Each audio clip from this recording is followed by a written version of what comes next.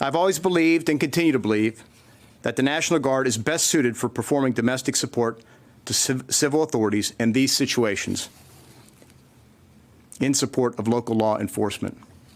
I say this not only as Secretary of Defense, but also as a former soldier and a former member of the National Guard. The option to use active duty forces in a law enforcement role should only be used as a matter of last resort and only in the most urgent and dire of situations. We are not in one of those situations now. I do not support invoking the Insurrection Act. Last night, a story came out based on a background interview I did earlier in the day. It focused on the events last Monday evening in Lafayette Park, and I found it to be inaccurate in parts. So I want to state very clearly for all to hear my account of what happened that Monday afternoon. I did know that following the President's remarks on Monday evening, that many of us were going to join President Trump and review the damage in Lafayette Park and at St. John's Episcopal Church. What I was not aware of was exactly where we were going when we arrived at the church and what the plans were once we got there.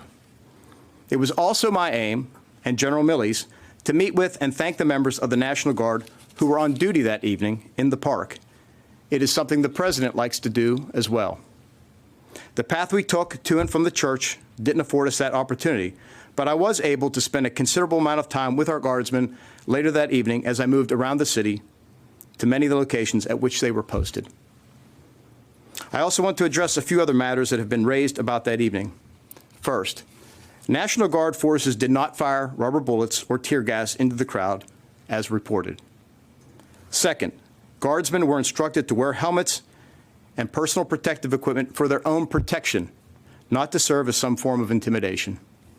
Third, military leaders, including the Chairman of the Joint Chiefs of Staff, were wearing field uniforms because that is the appropriate uniform when working in a command center and meeting with troops in the streets. Fourth, it wasn't until yesterday afternoon that we determined it was a National Guard helicopter that hovered low over a city block in D.C. Within an hour or so of learning of this, I directed the Secretary of the Army to conduct an inquiry to determine what happened and why, and to report back to me. Now, y'all have been very generous with your time, so let me wrap. Hey there, I'm Chris Hayes from MSNBC. Thanks for watching MSNBC on YouTube. If you want to keep up to date with the videos we're putting out, you can click subscribe just below me, or click over on this list to see lots of other great videos.